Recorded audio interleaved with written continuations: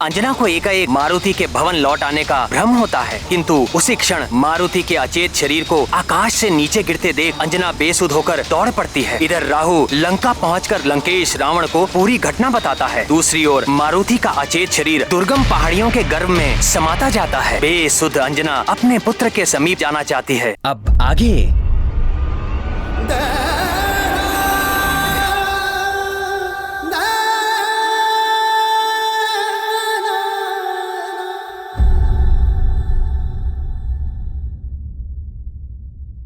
मुझसे रुष्ट हो गया पुत्र,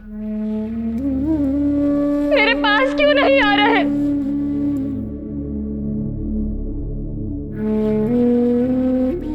मारुति कहाँ हो तुम?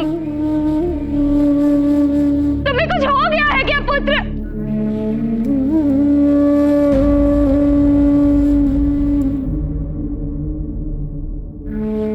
तुम्हारी माँ तुम्हारे पास आ रही है। रुक जाओ अंजना, उस ओर जाने से तुम संकट में पड़ जाओगी। आगे मार्ग नहीं है।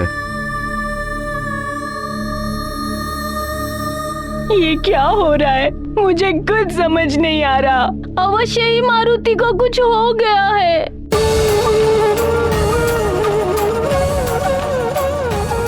मारुति, मारुति, तुम कहाँ जाओगी? वहाँ दुर्गम घाटियां और पर्वत है। वहाँ कितनी भी दुर्गम घाटियां पर्वत क्यों ना हो, मैं अपने पुत्र के पास अवश्य जाऊंगी।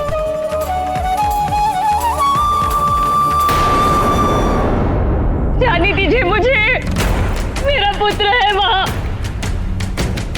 यदि मारुति वहाँ है तो वहाँ मैं जाऊंगा सैनिकों के साथ। तुम नहीं जाओगी।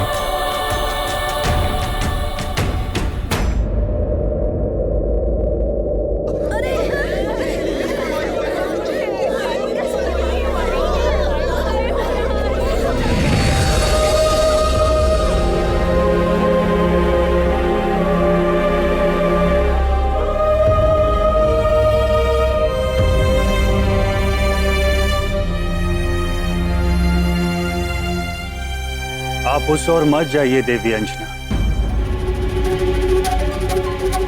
वायुदेव, आप भी मुझे वहां जाने से रोक रहे हैं। क्या हुआ है मेरे पुत्र मारुति को? आपने तो उसकी कुशलता का उत्तरदायित्व लिया था, फिर वो वहां क्यों है? मैंने उसे उड़ते हुए नहीं, गिरते हुए देखा है।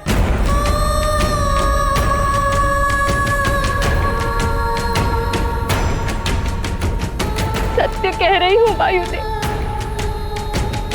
यदि मारुति कुशलता से है तो बुलाइए उसे यहाँ मेरे समक्ष। या फिर आपकी कोई नई क्रीड़ा है ये, कोई नया प्रशिक्षण दे रहे हैं आप उसे?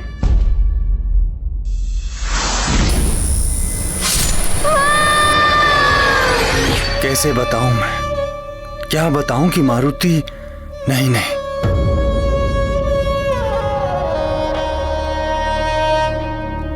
क्या सोच रहे हैं आप वायुदेव? बुलाइए उसे, तो फिर मैं उसे बुलाऊं। मारुति! मारुति! मारुति!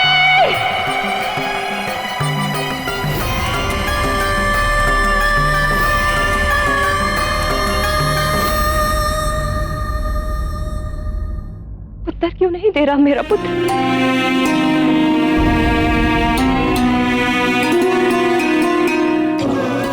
आपकी ये चुप्पी किसी अनहोनी का संकेत दे रही है।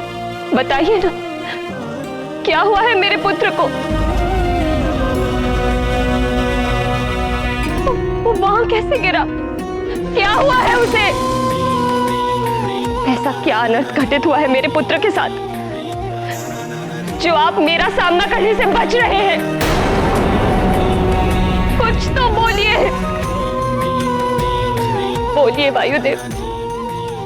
एक व्यथित मां से उसकी पुत्र की बात मत छुपाइए, बोलिए, बताइए वायुदेव।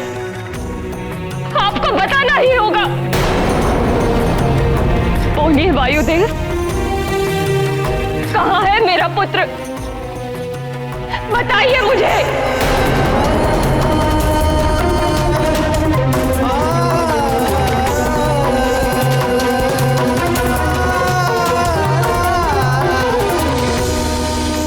चिंता मत कीजिए देवी अंजना, आपका पुत्र आएगा। मैं उसे सकुशल आपके समक्ष लेकर आऊंगा। धैर्य रखिए। धैर्य?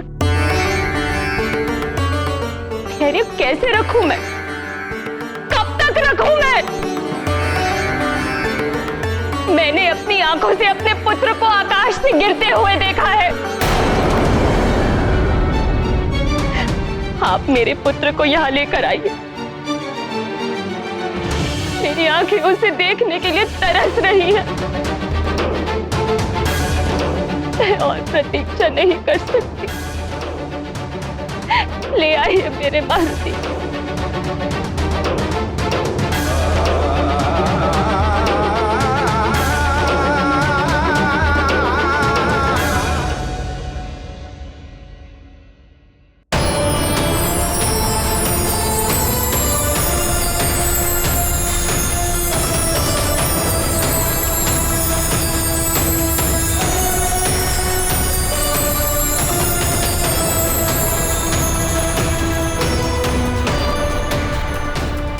इस कमल पुष्प को आप अपने पास रखिए देवी।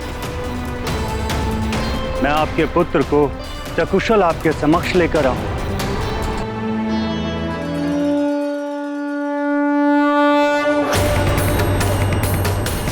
मैं आपको वचन देता हूं देवी कि मैं वायुदेव इस पुष्प के मुरझाने से पूर्व आपके पुत्र मारुति को सकुशल आपके समक्ष लेकर आऊंगा। ये मेरा प्रण, ये मेरा प्रण, ये मेरा प्रण।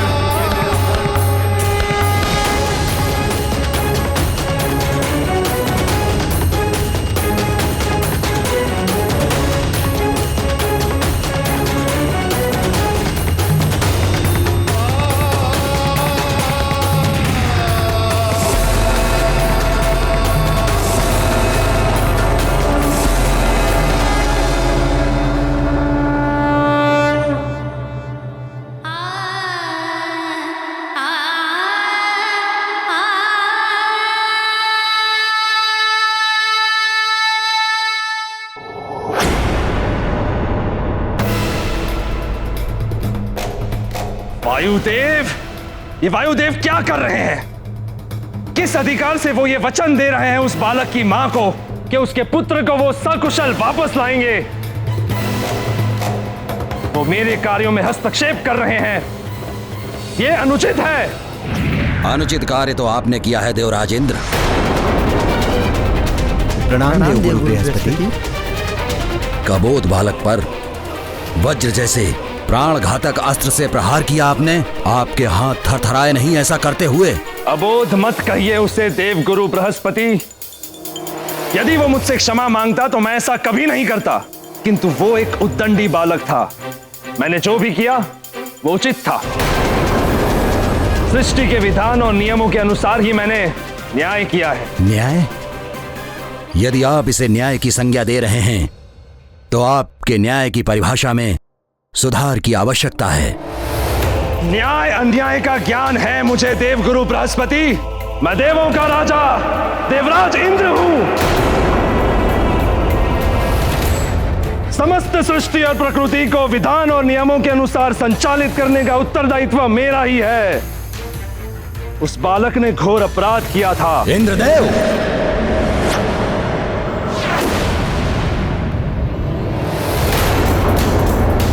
अपराध के पीछे कोई आपराधिक भावना थी या नहीं? अपराध करने वाले की आयु क्या थी? इन सब को ध्यान में रखते हुए न्यायकर्ता को दंड देना चाहिए। एक बालक ने कितना भी घोर अपराध किया हो, किंतु संसार के किसी भी विधान में एक अबोध बालक के लिए मृत्यु दंड की व्यवस्था नहीं हो सकती।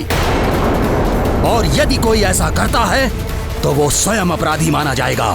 देवगुरु बृहस्पति, यदि आपको ऐसा लगता है कि मैंने अन्याय किया है तो मैं अभी इसी क्षण आपको देव संहिता दिखा देता हूं।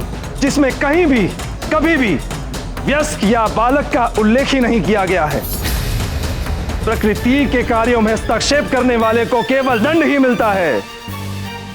वो प्रकृति कभी स्वयं देती है या फिर मुझ जैसा देवता।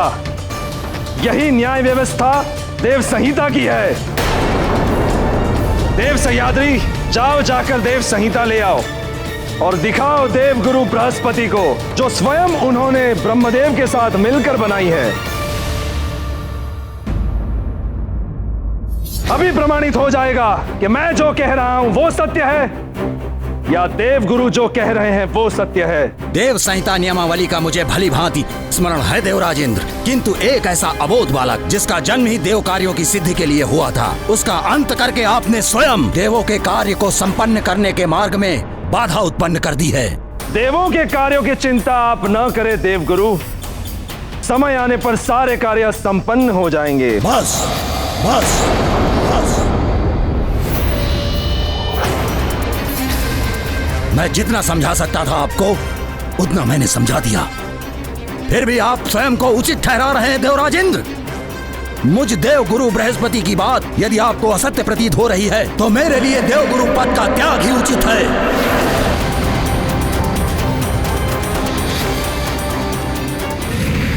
हाँ? देवगुरु तो रुष्ट होके चले गए। देवगुरु ने अपने पद का त्याग कर दिया। ये सब क्या हो रहा है स्वामी? देवों के राजा होकर भी इंद्र ने ऐसा कृत्य किया और उसे उचित भी ठहराया। ये देवों के राजा होने का ही अभिमान था प्रिय, जिसने देवराज इंद्र को दृष्टिहीन बना दिया, जिसके कारण उन्हें ना तो मारुति का अबोध बालपन दिखाई दिया और ना ही एक मां की अपने पुत्र के लिए पीड़ा। इंद्रदेव के मद की पराकाष्ठा है ये, किंतु देवी अंजना की ममता की पराकाष्ठा भी इस घटना में निहित थी। वो किसी भी परिस्थिति में अपने पुत्र तक पहुंचना चाहती थी। उनकी ममता ने वायुदेव को भी विवश कर दिया कि वो उनका पुत्र उन्हें सकुशल वापस ला कर दे। उधर वायुदेव के वचन की भी पराकाष्ठा है कि यदि वो मारुति को सकुशल वापस ना ला पाए तो अपनी देह त्याग देंगे। ये तीनों पराकाष्ठाएं मारुति के जीवन को एक नया आयाम देने वाली थी।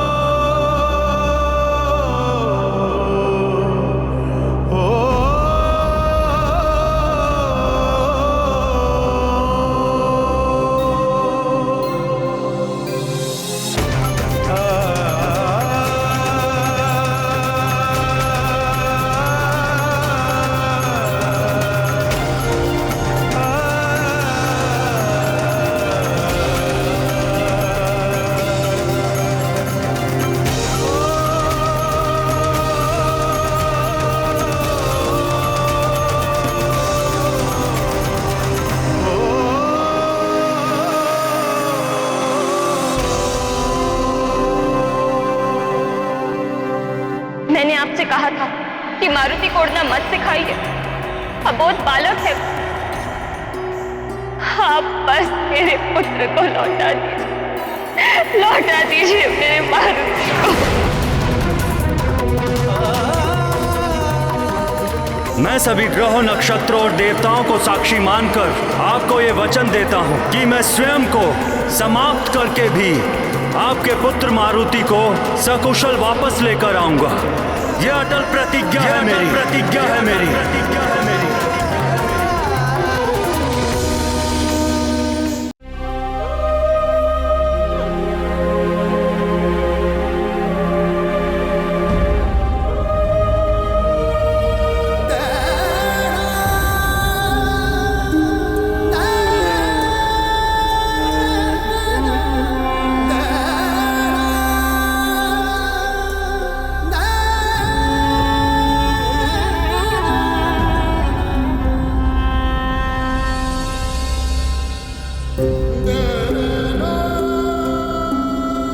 मारुति पुत्र, इस अनहोनी की मुझे कोई आशंका नहीं थी। मैं जो कुछ भी कर सकता हूं अवश्य करूंगा तुम्हारे लिए।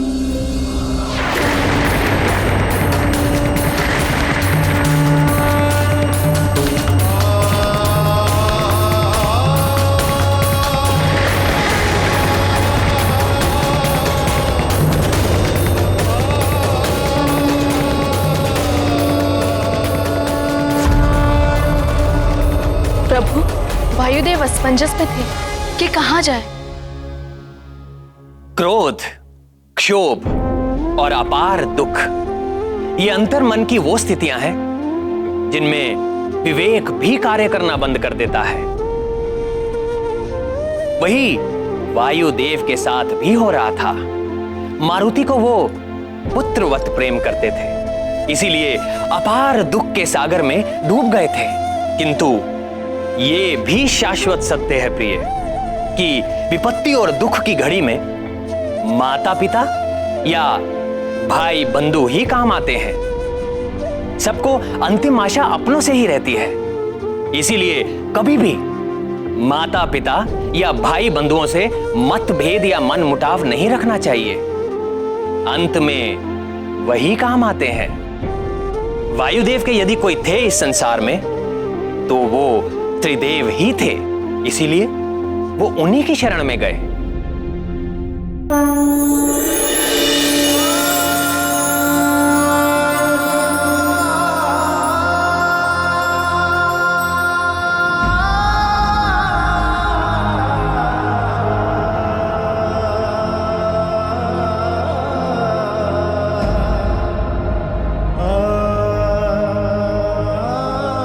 हे जगत पालक श्री हरि विष्णु देव, हे जगत कर्ता ब्रह्मा जी,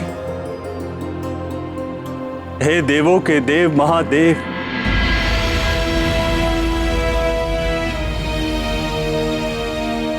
अब आपके समक्ष है ये अबोध मारुति। आप त्रिदेवों से तो संसार में कुछ भी नहीं छिपा। एक अबोध बालक जो अपनी माता के नेत्रों में अश्रु देखकर उसका दुख दूर करने के लिए सूर्य लोक तक चला है।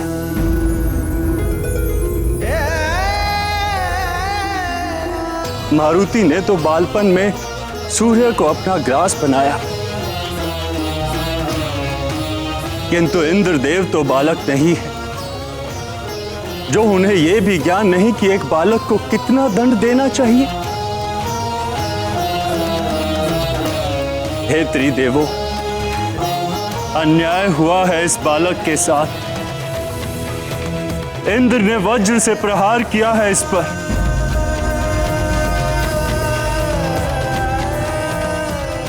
प्रश्न उस वचन का नहीं है जो मैंने देवी अंजना को दिया है, ना ही प्रश्न एक माता के विलाप का है। प्रश्न है देवराज इंद्र द्वारा किए गए इस अन्यायपूर्ण कार्य का। प्रश्न है इस अबोध बालक के जीवन का, जिसका जन्म एक महान उद्देश्य के लिए हुआ था। प्रश्न ये है कि जगत के समक्ष देवताओं के कौन से न्याय का रूप प्रस्तुत करेंगे हम। महादेव, आपका न्याय तो सर्वविदित। आपने मार्कंडे को यमराज के मृत्यु पाश से मुक्त करा के उसके जीवन की रक्षा की थी। आपने जगत के कल्याण के लिए काल को पुनः जीवन दान दिया था। जब कार्तिकेय के हाथों उसकी मृत्यु हुई थी, आप मारुति को भी जीवन दान दे दीजिए प्रभु।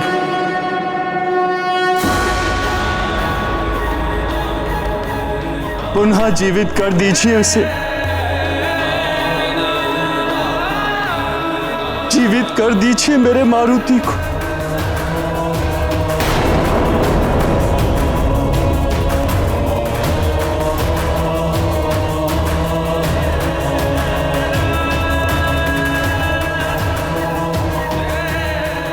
इसे पुनः जीवित कर दीजिए महादेव।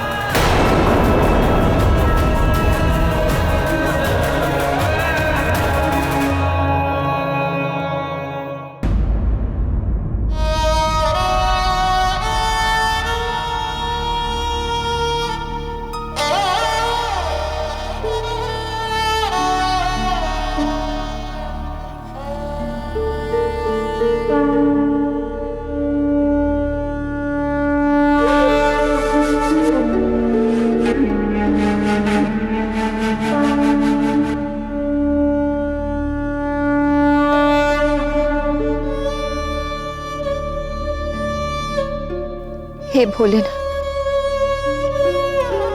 हे करुणा के सागर, हे कृपा सिंधु,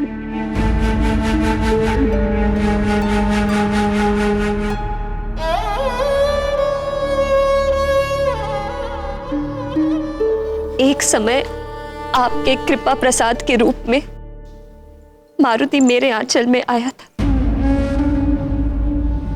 आज पुनः मेरा आंचल सूना हो गया है।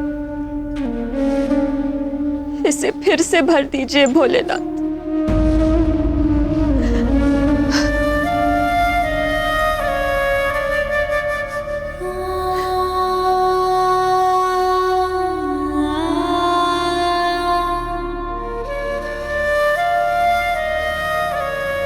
मैं शपथ लेती हूं कि यदि इस कमल पुष्प के मुरझाने के पूर्व मेरा मारुति सकुशल लौट कर नहीं आया, तो मैं आपकी पुजारिन अंजना यहीं आपके चौखट पर अपने प्राण त्याग दे, प्राण त्याग दे, प्राण त्याग दे, प्राण।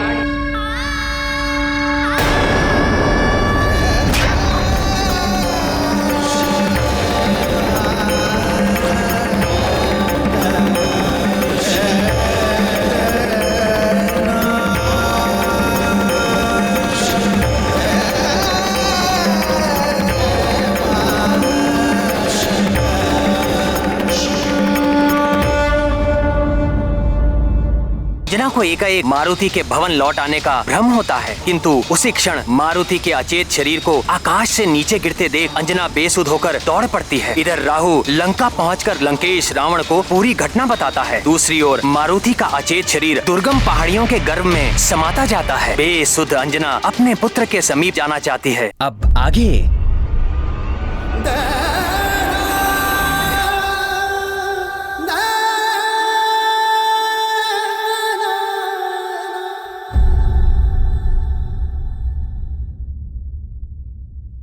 मुझसे रुष्ट हो गया पुत्र, मेरे पास क्यों नहीं आ रहा है?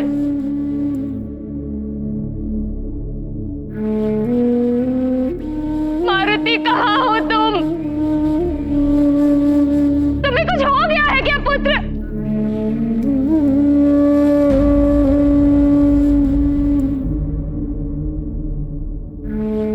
तुम्हारी माँ तुम्हारे पास आ रही है। रुक जाओ अंजना, उस ओर जाने से तुम संकट में पड़ जाओगी। आगे मार्ग नहीं है। ये क्या हो रहा है? मुझे कुछ समझ नहीं आ रहा।